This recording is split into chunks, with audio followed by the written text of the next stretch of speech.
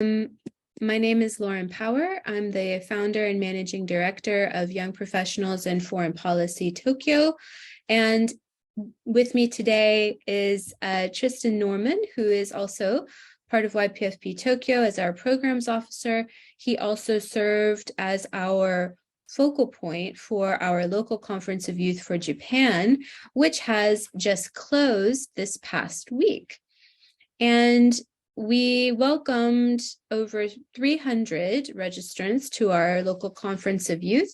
We also had nearly 80 speakers from around the world. It was an 8-day, very busy week of events, and it was very productive for all of us. One of the programs that we were most proud of as a part of our conference was our youth delegate cohort. We brought on board 25 amazing young climate advocates and leaders from around the world. And most of these people are already active in their spaces, being sustainability leaders, climate leaders, researchers, and aspiring global leaders in the space. With us today, we have 4 of them to talk about their experience in the program and also to share with us their highlights from the National Youth Statement for Japan. Now, the National Youth Statement for Japan was part of the YPFP Tokyo mandate to produce on behalf of the youth of Japan. And this is the document that will be submitted to YOUNGO, and it will be contributing to the Global Youth Statement on Climate and Sustainability to take place at LCOY 17, happening now, and upcoming COP27. So it's very exciting for us to be able to give the floor to our youth delegates, to be able to talk about their experiences, what was important to them, what kind of future they see as being impactful and important, and a direction for positive change. So without further ado, I'd like to turn it over to our youth delegates. So the first question I'd like to ask to all of you is, tell us a little bit about your background and your interest in the climate and sustainability space. And also, why did you decide to apply for the LCOY Japan Youth Delegate Program? So to start off, why don't we go to Sena? Hello, my name is Sena, and I'm currently a high school student based in Tokyo, and I've been involved in climate-related activities from about a couple of years ago, and I'm currently part of Fridays for Future, and also I'm part of the Youth Advisory Board for World Oceans Day, alongside a variety of other climate and sustainability-related activities. And what really sparked my interest was my own experiences living in Seoul, which is, one of the most polluted metropolitan areas in the world. And from my experiences in living there, and seeing the effect that air pollution has on people's health, and also, and just seeing the implications of years of global industrialization and urbanization really pushed me to seek out educational opportunities related to climate change and sustainability as well.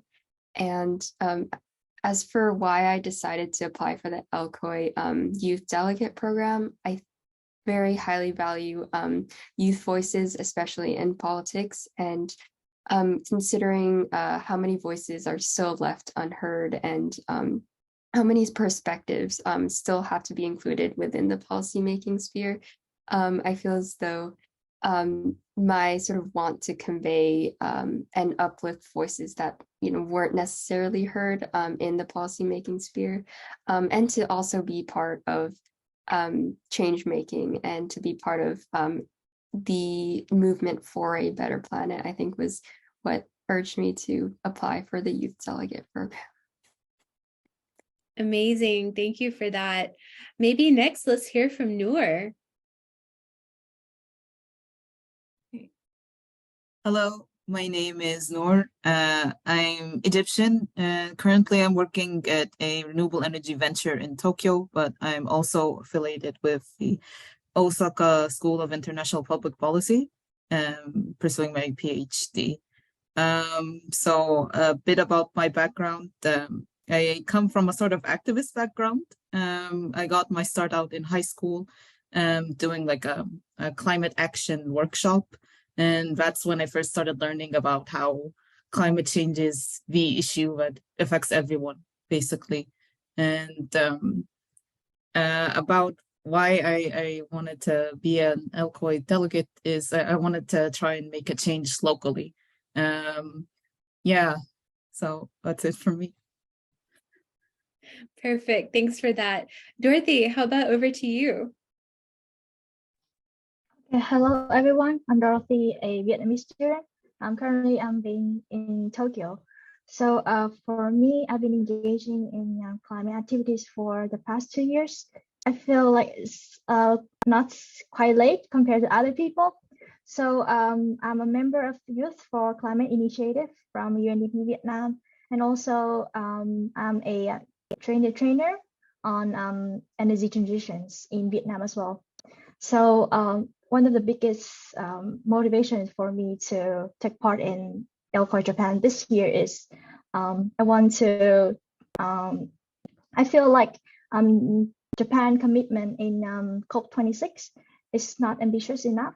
And I feel like Japanese government has so much more potential to do better. So I also, that's the reason why I want to be a part of LCOY, be a part of youth in Japan to raise my voice and to urge the government to do more for the climate. So thank you so much for having me today. I love to hear that passion and that energy to do better. That's great to hear that. Last but certainly not least, we have Hendri. Hendri, over to you.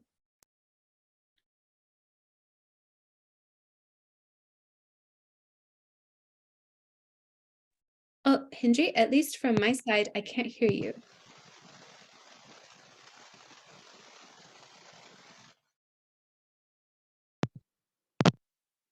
Okay, is that audible? Okay, we can hear you now. Please go ahead. Okay. Okay, yes. Thank you very much for the Lauren thank you very much, Lauren, for this opportunity, and also thanks so much for the LCOY Japan and also the YPFP Tokyo for this opportunity. And first of all, my name is Hendri Surya, or shortly you can call me Hendri. And currently I'm based in Jakarta, and currently I'm a young professional that working in as a communications manager at the Partnership for Indonesia's Sustainable Agriculture, or shortly you can call us the PISAGRO, that Indonesia's the multi-stakeholder partnership that consists of multiple private sector companies in Indonesia as well as the multinational companies. And besides the professional work at PISAGRO, I'm also getting involved in various organizations and various events and also various designations, such as being the Indonesian contact point for the COI 17, which is currently held right now in Sharm el Sheikh in Egypt, and also becoming a part of the YOUNGO as well, and also the UNFCCC, and also becoming part of the Global Shapers Jakarta, and also actively voluntarily involved in various some organizations, regional organizations like AYO, ABIA, and also in the local based activities. And what I resonate, or that's why I'm there's something that resonates me to becoming a delegate of LCOY Japan is this is few things. The first of all is I'm living in Jakarta, which is the center of the Indonesia's economy, that also becoming the center of the influence of the Indonesia's sustainable journey, and also the future of economy, future of the policies, and also the preparing that Indonesia will be moving its capital to Nusantara, which is located in Kalimantan. And also the Jakarta is becoming the one of the most polluted city in the world, as well as the Jakarta is facing the facing the sea level rise and also the land degradation as well. That came because of the climate change. Besides that, Japan is having the strong ties, strong relationships, and in its histories with Indonesia, while Japan is becoming the leader of the Asia's in something Asia, and also I got inspired with Japan's spirit and also Japan's inspiration to becoming the leader of the Asia's independence movement, and also the Japan had inspired us in Asia, while Japan defeated becoming the top notch, while defeating South Africa in the Rugby World Cup 2015, and also becoming host in Rugby World Cup 2019 in Tokyo in Japan, and also the Olympics in Tokyo. And so that's why I also quite inspired to, and also that's why I'm interested to apply for the LCOY Japan, and hopefully that Japan become the leader of Asia's climate action to fighting climate change together with other countries here in Asia. And and that's it for me. Thank you, and I will offer to you. Wow, thank you so much. As we can hear from these backgrounds and these aspirations for joining, I think that it's very clear that there's a lot of passion and also a lot of hope for what Japan can achieve in its capacity as not only a regional leader, but perhaps even a global one in this space. And I think that something else that's very clear by the introductions here is that we had a very international cohort. Although it was the local conference of youth for Japan, we welcomed different delegates from around the world. Although we had a Japanese national majority of participants in the program, we very much felt that having an international focus was important. That's because climate issues, the climate crisis has no borders, and it's natural that we need to be learning from each other. We need to be talking to each other. We need to find more ways to partner together and make collaborative, effective solutions. So these youth delegates could partner together in the program. They could practice these skills of negotiating across cultures, across languages, and across time zones. And so in a way, it was a challenge, but at the same time, it was also a wonderful place of learning and networking and skill building. So thank you guys so much for sharing your experiences with us. So I'm going to turn it over to my co-host for the evening, Tristan, to begin asking some questions about the topic of sustainable development and climate crisis. Tristan, over to you. Excellent. Thank you so much, Lauren. And thank you so much for all the youth delegates for giving your backgrounds. It was really wonderful to be able to see you all engaging in drafting these policy recommendations and learning from each other, and also learning how the climate crisis, doesn't respect borders and is a very big Asia-Pacific challenge. And so one question that I would like to build on off that discussion and off your opinions is, what are the most critical climate and sustainable development challenges facing our world today? And are there any that stand out to you as being especially crucial for Japan or your home country? And so if I may I turn this question over to Nour, if you would like to start us off? Okay, sure. So starting off, I think in my opinion, one of the biggest challenges right now is a general environment of mistrust. And I say this in terms of looking at the international negotiation process at the COP each year, and particularly this year being held in Africa after the aftermath of a lot of natural disasters, specifically coming to mind the floods in Pakistan. So right now it's over a lot of the local news in Egypt. Climate finance, loss and damage discussions are already shaping up to be the biggest challenge this year. And I think this is going to continue to be even more critical, since developing states that are least responsible for emissions are already experiencing these disasters that result from climate change, even though they are least responsible for emissions. And mistrust, in a sense of that, developed states continue to come up short on climate financing commitments. And I really hope that this is addressed in a more defined way in this year and the coming years. Thank you. That is an excellent point. I mean, whenever engaging in these multi-stakeholder negotiations and partnerships, one must always ask the question, who is being left out of the negotiations, how inclusive they are, and, what degree are the impacts being felt by everyday people? Because as you know, a lot of these climate negotiations are imperfect in nature and have many ways in which they could be improved. So thank you for giving that idea. Dorothy, would you like to go next? Thank you. So for me, I think the most challenging obstacle we're having right now is the generation gap of the climate change awareness. So for me, I believe that human capacity can achieve whatever we want to achieve, but what matters is the will to do it. So as I can observe from many climate movement in Vietnam and also in Japan, I feel like my generations, Gen Zs, they have such a high awareness about climate change and they are so much worried about their future.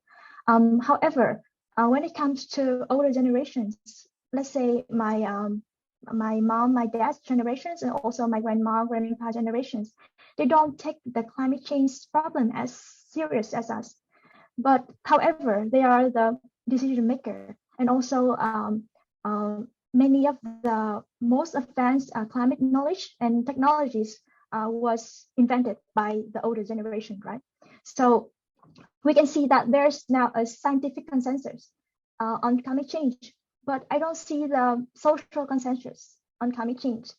So I feel like we need to, young people are already very active in those climate movement, but there must be other, we must change our way of communicating climate change to make it more effective, and somehow they can easily accept the truth that the future of their children is so much difficult than theirs.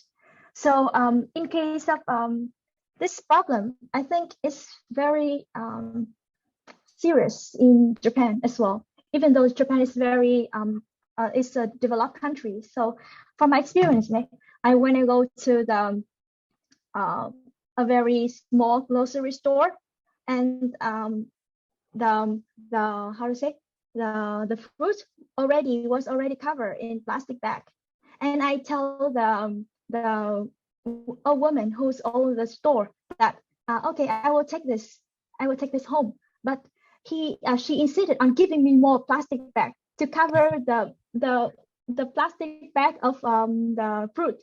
So, and when I say no, okay, I'm doing good, I'm okay, I don't need it, but she insisted on giving me, and when I say no, she looked at me like some stupid people or something like.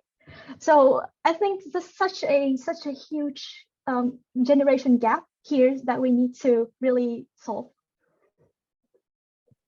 Yeah, that's actually a perfect point, because that happens to me at my supermarket as well. And all the fruits are wrapped in plastic. I'm like, why does this have to be the thing? And I think it goes back to what you were saying, is this social understanding of climate change and how it impacts different generations in different ways. At the end of the day, climate change is a social dialogue as well as an environmental dialogue and a political dialogue and an economic dialogue, and even, an existential dialogue. And the more ways we can communicate climate change between people of different age groups, the more we can understand climate change as a universal, a human, and also an environmental problem that encompasses us all. So, thank you so much for highlighting that. And I hope that next time you go to the supermarket, they will not wrap it in plastic. That would be so wonderful. If I could snap my fingers, that would be one thing I would change. Sena, thank you so much for the thing. Sena, would you like to go ahead with the question? Sure. So this is sort of branching off of what Nour already mentioned, but I feel as though one of the most critical challenges we face is the lack of international solidarity behind what climate change means or looks like and what exactly to do with it. I feel as though many countries at the moment sort of are protecting their own national interests, whether those be economic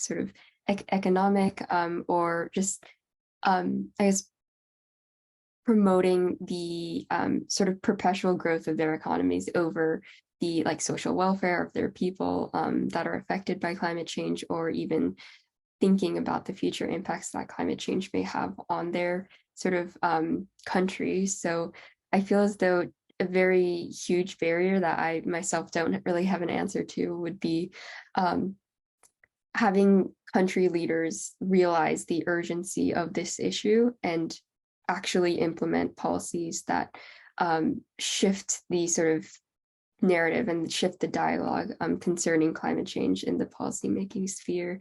And also adding on to what Dorothy said about the generational gap, I think there's also an educational gap in the education system right now as well. Especially in Japan, a lot of my peers don't really see the effects of climate change right in front of their eyes. And because of that, like they don't really take into account the urgency and the like gravity of this issue. And so as a result, they've sort of thought of climate change as like an issue that the next generation will try and solve or have to solve, rather than one that we have the power to sort of change the direction of. And so, and growing up as well, I didn't really encounter any sort of climate change related educational materials in the classroom. And it was really through, I guess, like my own research that I found scientific literature like pertaining to climate change and all these like activist organizations working towards alleviating the issue of climate change. And going back to international solidarity, I feel as though the lack of such solidarity also makes it so difficult to establish like international policies pertaining to climate change. I actually was just researching climate refugees in sub-Saharan Africa, and I found out that, like, you know, the concept of climate refugees isn't even like officialized within international law. So there's just immense legal and political barriers that we definitely have to overcome in alleviating the issues, many issues related with climate change.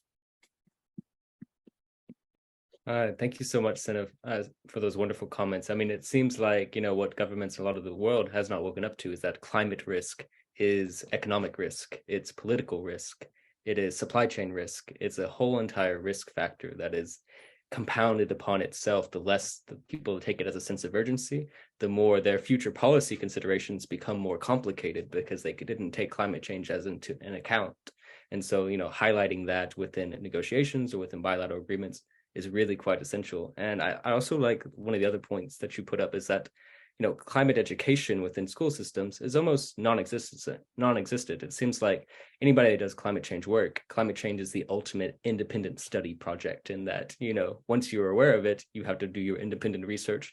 But there really should be, you know, coordinated classes like this, especially in Japan, where no, there is an awareness of the SDGs, but there is not an awareness of climate change as this big driving force on all these problems, including with sustainable development. So thank you so much for that.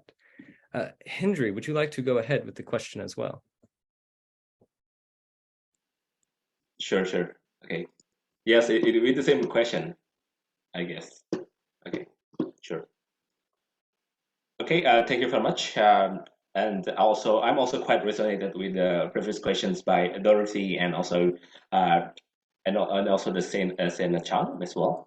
That there are some of the reasons why the challenges are happening, and also what are the significant challenges. And I will and right now I will saying that some of the significant challenges that also becoming the challenges for our climate actions is the gap between the global South countries and also the global North countries. While actually Japan alongside with Singapore and also Hong Kong and also the South Korea and also the other developed countries and also the OECD members are a member of the global North, while most of the developing countries, including Indonesia, is also becoming the member of the global South countries. And yes, some of the gaps that knowledge and also awareness that becoming the attention of that the global North, global South gaps. Besides that, But besides that, the stakeholder gaps and also the stakeholders, the certain stakeholders that not inclusive and also quite throwing the balls and also the inconsistencies from the certain stakeholders are becoming the key, while and at the same time the inclusivity, the inclusive partnerships is also becoming the important things to fighting the climate change together, and also the finding solutions that impacting most of people here in both the global north and also global south countries, and reflected from my my current work and also my framework that it called the inclusive closed loop, that also the multi-stakeholder partnership and also inclusivity, and also with the SDGs philosophy of no one left behind. It's becoming becoming the central, and also becoming it's emphasized to improving the stakeholders, and also improving the farmer smallholders, and also the underprivileged, and also the marginalized groups. And besides that, it also can be applied for the climate actions to raising the positive impact, to reducing the carbon footprints, and also fighting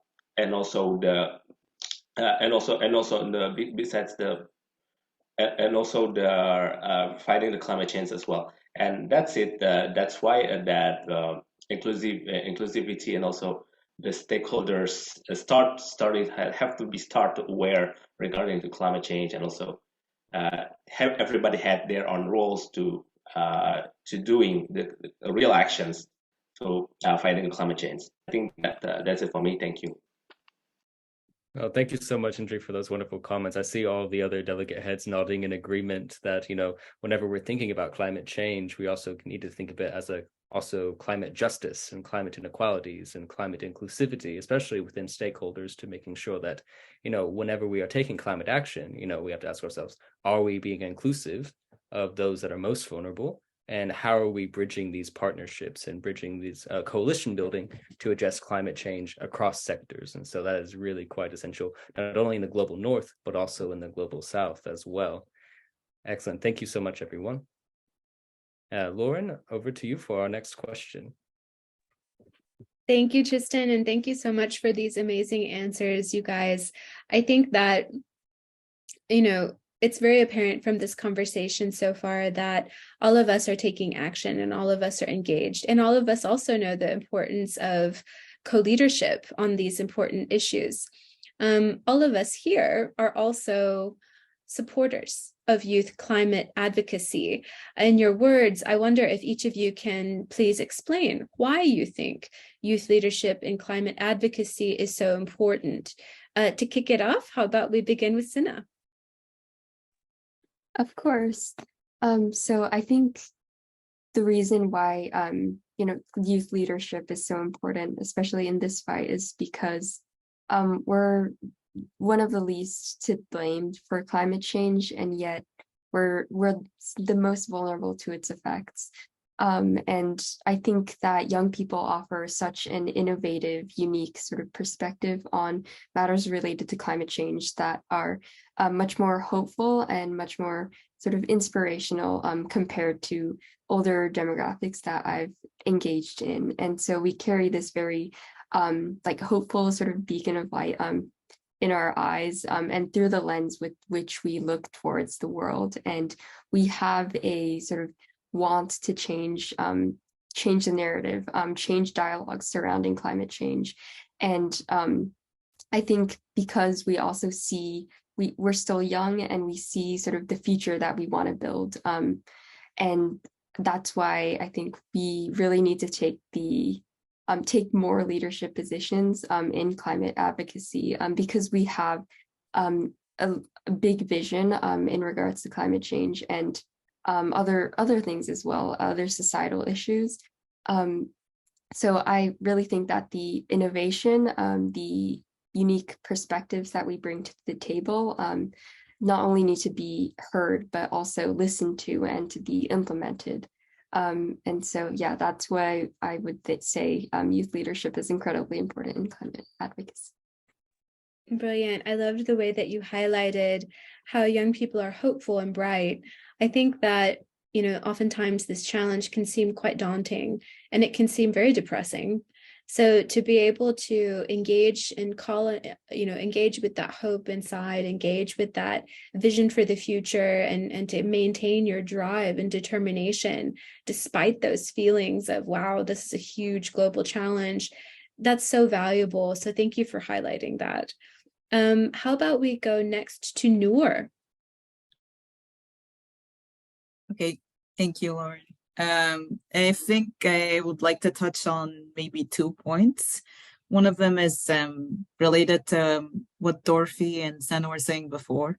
I think that the importance of having youth in climate advocacy is they actually also have this role of educating others. I honestly think it's very inspirational to see young people talking about these issues and just educating others that might not be as aware, and things that touch on their own daily lives, like how climate change affects crops, and this affects food security. So just having youth talk about these kinds of things makes a difference. And the second point is that these partnerships that young people are building now are basically the basis of like having a community of interested people later on. So youth advocates today are the ones basically working on policy tomorrow. So you get to know people, you get to find out who can do what. So it's sort of skill building and just sharing on what you can do later on. So I think it's important in that sense. Thank you. Two brilliant points. I think that you highlighted this idea of continuity. So yes, it's true. Young people are going to be growing more and more into their leadership, but it's also maybe not often considered that process of growth, that process of stepping into your potential, is in and of itself building capacity within the field. And I think that that's often overlooked. So thank you so much for highlighting that. Hendri, what do you have to say on the subject? Okay, yes. Which one of the questions? Again, the question is, in your words, can you explain why you think that youth leadership and climate advocacy is so important? Okay. Yes. Okay. Okay. Thank you very much. Thank you very much, Lauren. And I think that youth leadership in climate advocacy and also in climate actions, it's also quite important because of it deprived and also it based on what my founding fathers said in Indonesia, that Soekarno he was founding fathers of Indonesia, that he said that give me thousands of the old people that I will give me thousands of the old people, and I will remove the Semeru mountains for its roots. And I think give me 1,000 of youths and I will change the world.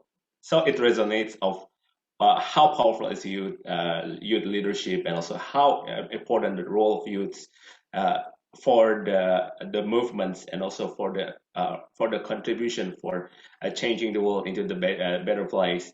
And besides that, Indonesia's that also the example of the Indonesia's youth, and also the power of youth leadership is that in 1928, that regarding the 94 years ago, it was a conference, a major youth conference, national youth conference, that called Sumpah Pemuda, that called the youth oath that amplified the spirit of youths, the spirit of Indonesian people to get its independence in 1945. And besides that, in climate actions, there are some of the youth leaders and also youth advocates that stolen our attention, that made the great attention on the world.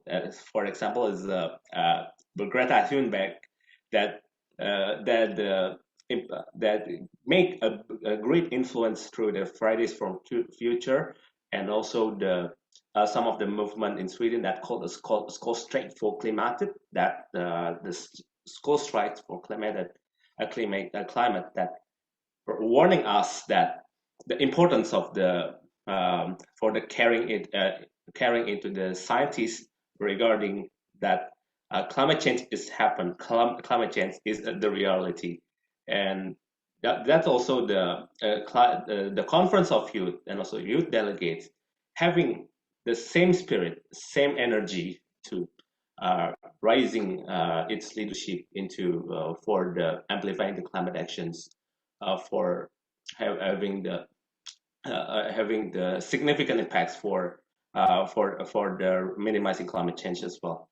And one of the greatest importance of the youth leadership is the youth had a great impact, great energy, and also great potentials to change the world, and also making making any movements are amplified as well. Then many of the youth movement in the world, and also in Indonesia and also Japan. And I think that that's are the reason of the importance of the youth leadership in the climate change. And thank you. Thanks so much for that, Hendri. I think that you highlighted a lot of very important precedents for the power of youth mobilization. So thank you for sharing that with us. Dorothy, I think you're the last one to respond on this. Again, the question is, can you explain why you think that youth leadership in climate advocacy is so important? Yeah, thank you for your questions. So all the other young people, they already mentioned so many important points. So for me, I have a little bit different perspective. So I think young leadership in climate advocacy is crucial because I feel like if not young people, then who will do that? Taking the lead in the climate advocacy is protecting our future, because whether the outcome of climate change that's happening right now, young people will be the one who directly experience that. So I think youth leadership is like they are protecting their rights to live in an eco-friendly world, and also live in harmony with nature in the future, and be able to experience the same thing or even better thing than their previous generations. And the second point is that young people should take the leadership in those advocacy movements, because as from my observations, there's really big doubt from adult. Like when I joined the climate activities in Vietnam, when we proposing something to the adult, like to authority, they will be very doubtful, like whether young people could do that or not, or like, oh no, you're too young, you don't have enough experience and knowledge, you better leave it for the expert to do that. So by taking the lead, by initiating their own movement, young people can prove to the other adult that, okay, we can do this, we can do that, we can have our own solutions, like new technologies, and we can invent new technologies, and we can also propose some innovative solutions from youth perspective, so that the success of those climate advocacy movement will prove that we are ready and we can help in the fight against climate change. So that's all from me. Thank you so much for that. Yeah, I think that, we have this sometimes a disconnect maybe by current leaders that, oh, we need to help youth become leaders in the future.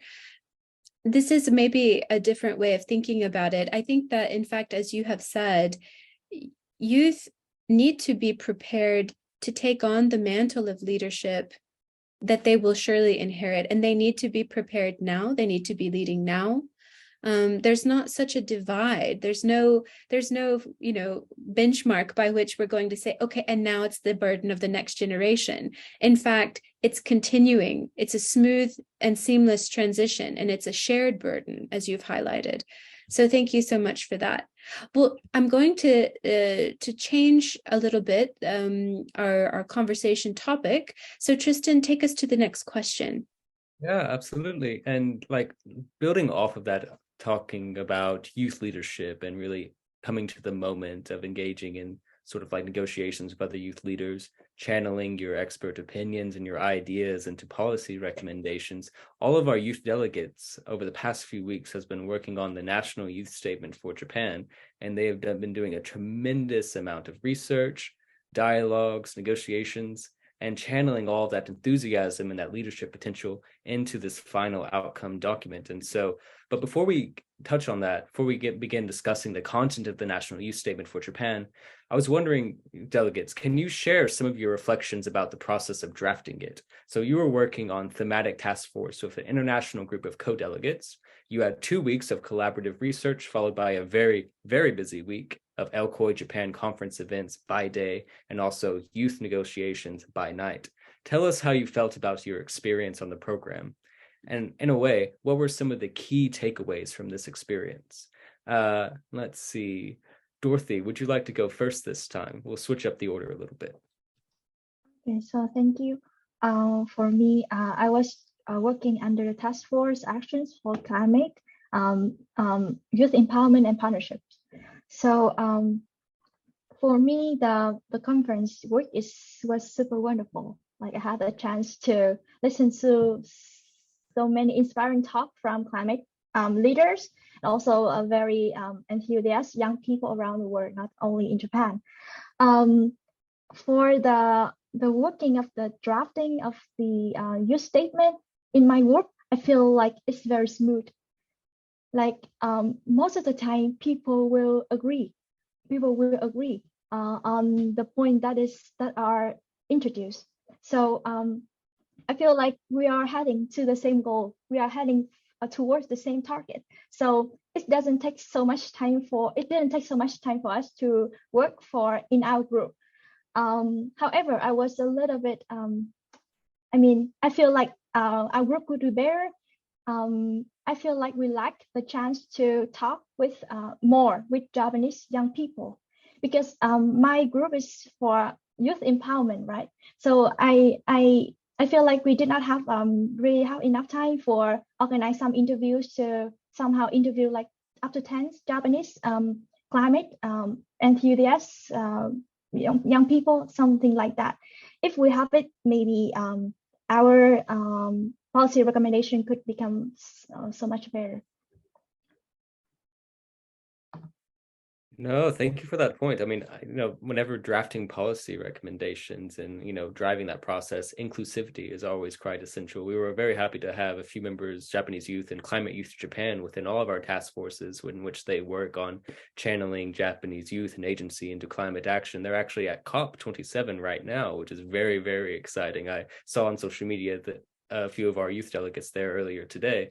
And so that's very exciting. And like you bring up a very good point, working within a group, yes, you may also have the same goals and you may come to an agreement, but at the end of the day, you have to ask, do all youth also agree with this? Because, it's one thing for youth delegates to agree on it because they are specialists or they have a passion for this topic, but are we also inclusive of other youth that also have a role and stakeholdership in that? And so you bring up a wonderful point for, engaging in sort of like this climate policy, youth focused spaced. Excellent. Thank you so much, Dorothy. Nour, would you like to, I'll toss the question over to you if you would like to continue. Okay, sure. So our team was working on climate mitigation and energy. And I think for us, the drafting process came together very naturally because everyone in our team was already working on energy issues in their studies or their work. So for the first week, we were just sharing resources directly related to our interests. And during the LCOY week itself, we had set a deadline to finish maybe one day early. So the last night would just be mostly focusing on formatting issues. And I think we were just so passionate and invested in it, and that my key takeaway is that a group of people emotionally invested in something will make it work. So that's it for me. No, that's wonderful and so succinct. I mean, I believe it because we saw all the task forces like near the conclusion of the week, very, very focused and even engaging in negotiations outside the scheduled negotiation times. That was so inspiring to me. I was like, wow, you're all meeting outside of the scheduled times. Like that really just channels, how passionate all these youth delegates were. Sena, would you like to give a comment or your perspective on the drafting process? Sure. So I was actually part of the global partnerships and youth empowerment team along with Dorothy. And I would say, like, first of all, I was very touched by the amount of sort of respect that we had towards each other and in treating each other's opinions. We also came into it, I think, pretty open-minded, and it was just very inspiring to see young people united under one goal. And however, that definitely doesn't mean that we didn't have small disagreements, but even so, we resolved them with open-mindedness and with respect towards each other's policy viewpoints. So that's something that I very much was inspired by, and something that I wish to take away and exercise, like, within my the other groups that I interact with. And I really think that, like, we sort of symbolize, like, a microcosm of what our, like, current policy spheres should look like. We should be having more, like, cross-political dialogues. We shouldn't be, like, as polarized and as sort of and we shouldn't sort of treat political disagreements or, like, climate-related disagreements with such, like, animosity and with such anger as we do right now, like, in the upper echelons of our political society. So I just really appreciated the room for debate and for discussion that we were able to have, as well as the respect that we showed in approaching each other's opinions. So that's something I was very much touched by, and something that I very much wish to see in our current political climate. No, thank you so much. I mean, it's really wonderful because you highlight one of the key areas that all of this really foundational element is empathy, and how you connect with each other, and the climate narratives that you share, and how you build those narratives and those ideas into a working document that reflects the opinions of other people and the perspectives of other people, and tries to drive that inclusive process. And so I'm so happy that within your work task force, you were able to feel that energy and feel that connection with everybody else. And you also bring up a really good point about, climate silos, in which, people work in their silos of expertise, or their silos of professionalism, or even their silos of, what their outcomes they want to be. And sometimes you forget the big picture, that it's supposed to be about dialogue building and about coming to comprehensive agreement on really key issues that we're all facing. And so sometimes reminding ourselves that empathy is often the foundation and the starting point of where all this begins is really one of the first steps in beginning that process. So thank you so much. Hendri, would you like to answer the question as well? You'll be our closing one for this question. Okay, yeah, thank you very much, Tristan. And actually, I was part of the climate adaptation and resilience and building disasters working group on this LCOY Japan and this year. And some of the process and also the insights of my experience regarding to from the start of the beginning until the end of the conference is quite interesting and also exciting. And also it's resourceful because of it's having a detailed preparation, and also the detailed resources, and also the detailed process. And it's remarkable that besides having the remarkable process, that also I've met some of the people that actually are Indonesians here, and the Indonesians that based on the Tokyo, Japan, and some of them I know that I know she is pursuing the studies and degrees in Japan as well, at one of the Japan's best universities. And first of all, the organizers and also the delegates regarding the Sena Chang, that's also becoming part of that working group is quite insightful, and having the preliminary meetings, and also the curating resources that based on the various sources like G20 Indonesia, that G20 Indonesia is having the strong relationship and also having the strong connected with the YPFP and also the LCOY Japan as well, and also the World Bank, YOUNGO, and also the also I got contributed for some of the resources from my workplace and also various things. And after that there was climate the negotiation and also drafting papers, and also the negotiating which point that should be retained, which point that should be added, and also which point that should be improved for the strong points and also the strong manifesto of the climate as well. And all of the delegates are contributive and contributing, and also our potentials to collaborations.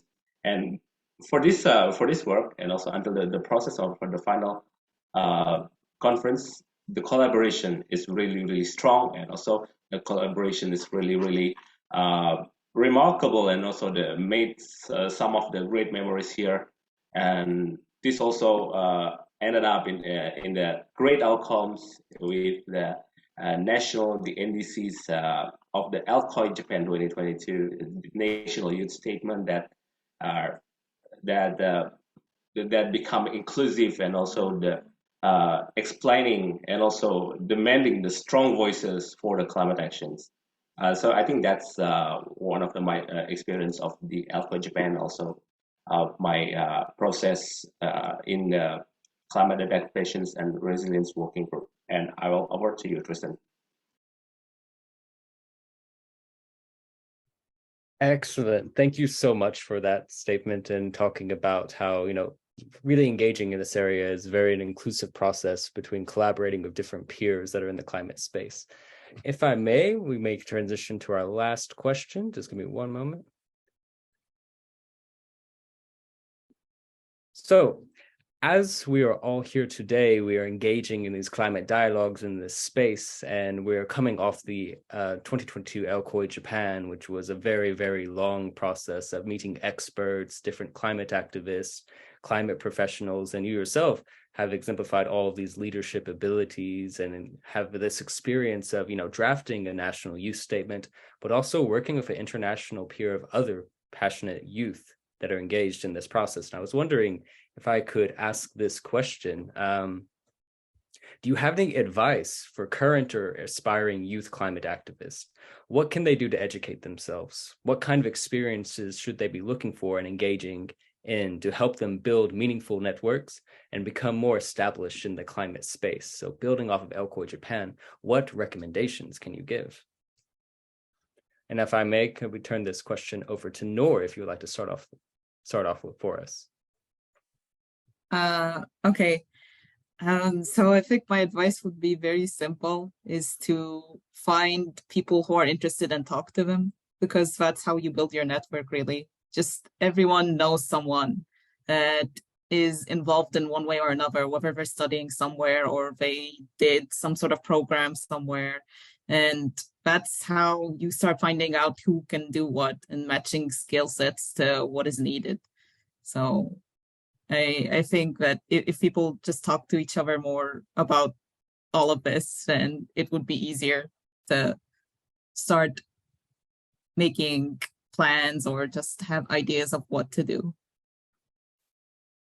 Yeah. I mean, often it begins in a dialogue process where you share skills and you share perspectives, and even you share, lessons learned and best practices. And that often where it begins is a curious person asking somebody that has experience in that field, well, what can I do? What advice would you give? Where should I go? And, y'all all have exemplified, how you are experts in your areas. Dorothy, would you like to continue off that question? What advice would you give to emerging climate activists?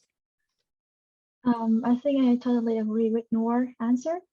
So we need to collaborate. We need to partner with other other climate activists as well. So I would like to add a point in how climate activists should educate themselves. So I know many young people, they care about the climate change problem. Like they know that it's so bad, and they're really enthusiastic in participating in those movements.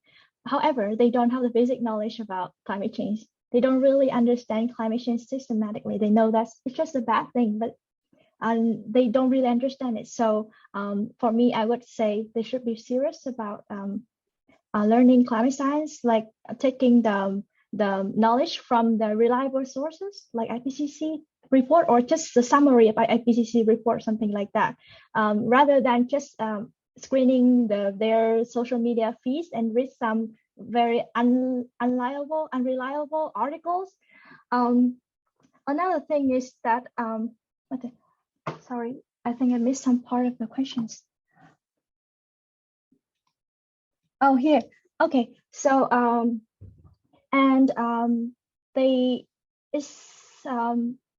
I think it will be easier for us to influence others when we can change ourselves.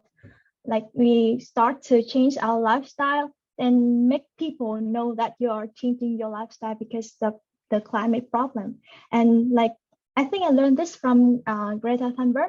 Like she was not loud.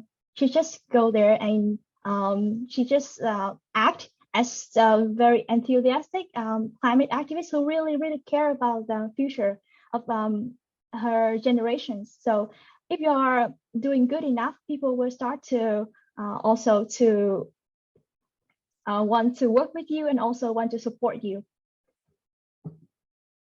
So that's all from me. Thank you so much, Dorothy. I mean, it seems like, at the end of the day, climate activists everywhere have to walk the walk, and, passion also follows passion. So if you exemplify this kind of these virtues of being a climate activist and inspire other people, then you might be surprised of who might join you on your own journey in your daily life. So that's really wonderful. Thank you so much, Dorothy. Hendri, would you like to give a comment on this? What advice would you give to emerging climate activists? Okay, so my advice for every youth activists and also the youth leaders and also climate activists all around the world is you can start it from the small things and small matters that started from the finding out the supportive systems and also circles that having the same values and also same frequency with you, and also it's important to finding out someone and also the circles that appreciating your values, especially appreciating your values as a climate activist, and also the aspiring leaders that having the great care about climate and also great care about the environment, also care about the future of the planet. Not only Indonesia, not only Japan, but also it's all over the world here. And also we are having the same responsibility. And besides that, one of the greatest advice is we have to strengthen our partnership and also the collaborations, and we can do any further climate actions with more inclusive and also more involving every stakeholders, every youth stakeholders, no matter what, having the privileges, no matter what are the race, what are the races, and also what are the evaluations, organizations, and etc. So I think that's one of the simple advices regarding to advices for every aspiring youth climate activists, and also the leaders, and also climate activists as well. And this one, the LCOY Japan National Youth Statement is proving a lot and also speaks a lot about that advices as well. And also I'm also quite really appreciate and also so great that this other statement from other speakers are also becoming the strong advice as well. And thank you. And I will over to you, Tristan. Excellent. Thank you so much for your point, Hendri. And if you look into the chat below, you'll see the sort of recommendations and advice that our youth delegates have given at LCOY Japan, and including in our national youth statement. And so one of the things I'd like to highlight, especially from your point, Hendri, is that, the importance of mentors and people that can guide you through your professional journey or your climate journey. And it doesn't have to always be a big professional at the UN. It could be somebody within a local village or one of these stakeholders that you can connect with and learn their story, and they can give you skills and perspectives to improve your own action within the space. And that's really quite essential, and it goes back to an earlier point of having those climate dialogues and discussions in every facet of your society and community. So thank you so much. And Sena, we'd like to turn the last one over to you. If you would like to give some closing advice, we would love to hear from you. I'd love to do so, yeah. My piece of advice sort of branches off from what Hendri said about at the very beginning about small actions. But when I was first starting out sort of in this space, I remember myself getting really frustrated because I wasn't, making big, impactful and like tangible changes. But I think one piece of advice I'd give is to view change making almost like a water dripping down on a stone. If that makes sense. It's a long and frustrating and like difficult process, but it's so rewarding. And to also, I guess, like not blame yourself over you not being able to make changes on like very high like political levels, because small actions matter just as much, and the sort of accumulation of those small actions can lead to broader impacts in society. And as for seeking out experiences, I think you should definitely search for meaningful opportunities that you yourself find yourself very strongly tied to and connected to, whether that be because of an experience you've had with a family member or your own experience. And I think having some sort of personal connection or even some sort of motivation for joining a certain organization or even working in a certain field will definitely help you in getting back up in the face of adversity. So yeah, those would be my two pieces of advice. That's so wonderful. I'll have to remember that, Maxime, like water dripping on the stone. That's very Zen of you, and it's so appropriate because we are in Japan.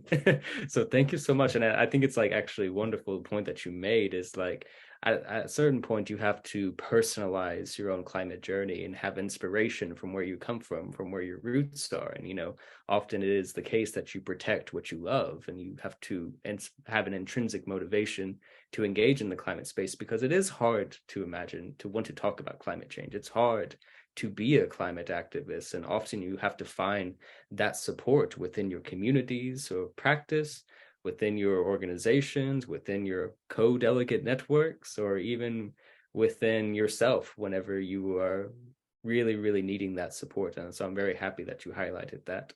And thank you so much for your remarks. I'd like to turn it over to Lauren to give a brief comment.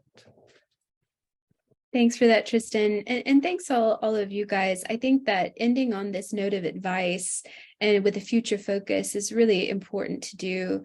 And all of you guys have already highlighted so many excellent points and pieces of advice for your aspiring climate activists or even current climate activists or people who might be on the fringe who aren't sure if they want to be climate activists.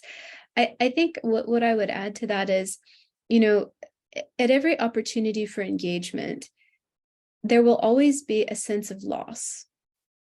And that's because we have a wish that, okay, with this last effort, with this event, everything will change. Everything will be different from now. And I think that although there's potential for that to happen, the answer to something like climate change is most often no, we're not done. Our work isn't done. This event wasn't enough. There is more we can do. And so we keep having events, we keep engaging, and we also keep learning. So step by step, we are making incremental change. And I think that the key point that many of you have highlighted is, we have to keep being engaged. We can't become discouraged. We can't allow ourselves to be knocked off course. We can learn to be smarter. We can learn to work better. We can learn to co-opt other people and their skills, as Nour has highlighted, so that we can bring together a group of people who can be advocates by our side. And I think that this is a wonderful way to kind of bring these comments to a close. And also to bring to a close the Global Youth Climate Week, and also to bring to a close our youth delegate cohort experience for 2022 LCOY Japan. Again, as Tristan said, there are some links in the chat, how you can get involved with YPFP, how you can read about our programs, both in Japanese and in English, and also how you can read the National Youth Statement for Japan. Now, this is only available in English for now. That's because we needed to submit it to the UN in English, but it will be translated to Japanese shortly, and we'll be happy to re-release that in case there are people who want to read it in Japanese. So for closing remarks, let me turn it over to Tristan, and thank you again for being here today. Excellent. Thank you so much, Lauren. And yes, please do get the chance to read the National Youth Statement in both English and Japanese. It is very, very exciting, and it is very, very well designed. So thank you so much, Lauren, for putting in all that effort in designing the National Youth Statement. And so in conclusion, I'd like to say, wow, 8 days, 80 speakers, 25 youth delegates, 5 task force, and countless hours of negotiations, sessions, speakers, dialogues, and discussions. And look at what we have here at the end of the day. It is absolutely marvelous. And I want to thank you all for engaging in this. And so thank you for attending this inspiring event, co-initiated by YPFP Tokyo and Global Alliance of Universities on Climate. Thank you for your kind attention today and listening to our esteemed youth delegates as they shared their intriguing ideas on sustainable development, climate action, and the role of youth in co-designing a future that we all want and we all need. I'd like to give a warm thank you to all of our youth delegates, especially for those that are here in today's sessions, for giving their time, their perspectives, and their expertise to today's session. The diversity of your experience and your policy recommendations for youth to get involved in climate action are very valuable and inspirational, as well as the tremendous advice that you gave for youth that want to begin engaging in the climate space. I'm sure they will learn a lot from this. Working with you all over the past few weeks has exemplified why young people need to be active decision makers and stakeholders in how we tackle climate action and design a more sustainable future. So we hope that you continue inspiring activism and promoting youth solutions to climate change, as well as remain connected to YPFP Tokyo as we move forward with our climate change and sustainability programming. And so I'd like to also give a thanks to our YPFP Tokyo LCOY Steering Committee team, who some are in the audience who helped to make this possible, including our YPFP Tokyo Managing Director, Lauren Power. Thank you so much for your hard work and your passion and your contributions. Your time and your energy and your perseverance have made the impossible possible. And so as we continue this Global Youth Climate Week in solidarity and we close it out with other parties, we are reminded of the quintessential role that youth play in decision-making processes and in climate diplomacy. At this moment, many youth from around the world gather in Sharm el-Sheikh, Egypt for COI 17 and COP27 to make a stake for youth futures and their involvement in climate spaces. These are important times, requiring important actions and important decisions. And we are pleased that our 2022 LCOY Japan was able to leave a mark, was able to start a dialogue, was able to enact real change for youth. And so we encourage all of our participants to remain connected, share your ideas for a greener, more sustainable Japan and the world. And so thank you all and have a wonderful evening.